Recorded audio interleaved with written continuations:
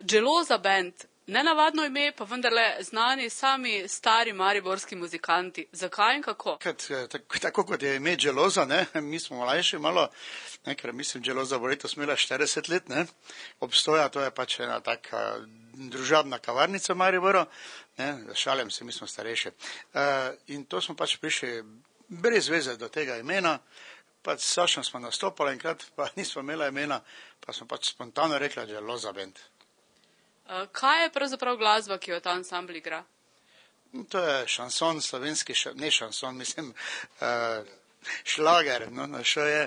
In to je vrst, ki je nekoč se gojila in je počasi izginjala, tudi s to našo novo sodobno slovensko glasbo, ki je pravimo, ne vem, kak je in tak, ampak mi smo pa ostali zvesti temu, kar se pred 20-25 leti že na glasbeni sceni dogajalo.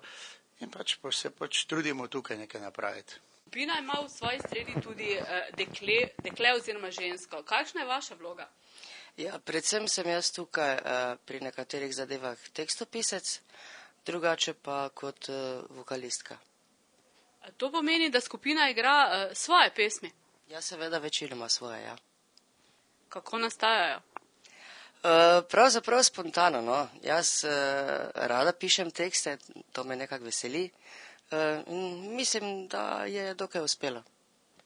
Pišete samo za Geloza band ali še za katere druge skupine? Ja, zaenkrat še samo za Geloza band. Med člani Geloza banda je tudi Sašo Košin, ki ga poznamo tudi iz drugih skupin v Mariboru, podobno kot Branka Bobnarja, s katerim smo se pogovarjali malo prej. Zakaj pravzaprav odločitev, da izdate ploščo? Ja, odločitev je prišla predvsem zaradi tega, ker smo hoteli to našo zvrst glasbe, ki smo jo začeli ponovno nekako obujati k življenju, predstaviti tudi širšim slovenskim množicam, za katere je tudi pripravljena in zaenkrat, koliko vidimo odziv na to glasbo, je zelo pozitiven.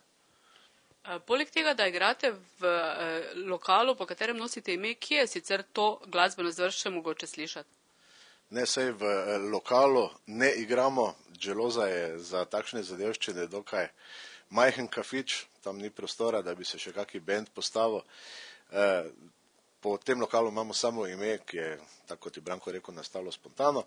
Drugače trenutno ne nastopamo nikjer, trenutno hodimo od radijske postaje do radijske postaje in prezentiramo naš CD in glasbo, ki je na njem. In kakšen je odziv radijskih urednikov? Ja, moram reči, da zaenkrat zelo pozitiven, zaradi tega, ker smatrajo, da je ta glasbena zvrst bila dokaj dolgo zapostavljena. S tem, da je treba povedati, da šlager je pač takšna zadeva, ki je melodična, ki gre v uho, ki nima pretežkih tekstov, da si jih lahko zapomnimo, vse skupaj je zelo spevno in odziv je pozitiven. Je v Sloveniji še kdo, ki igra šlagerje? Ja, verjetno obstoja, samo mi nismo seznanjeni z njihovo produkcijo. Vidva s Sašom sta pravzaprav že dolgo na glasbeni sceni. Ja, s Sašom smo igrala že pred mnogimi leti skupaj po raznih mariborskih takratnih lokalih, ki so bili plesni lokali, se pravi, kjer smo zabavljali Mariborčane, ker žal tega danes ni, ampak to je že precej 30 ali pa še več let nazaj. Kakšni so načrti?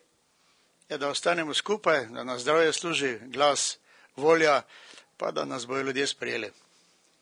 Pogrešate recimo takšne lokale ali pa stanove, kot so bili recimo včasih Hala C in podobno? Absolutno se to pogreša. Namreč, če pogledamo tudi, ker je dosti mladih ansamblov in vsega tega in pravzaprav je malo možnosti nastopanja, mi smo včasih več imeli.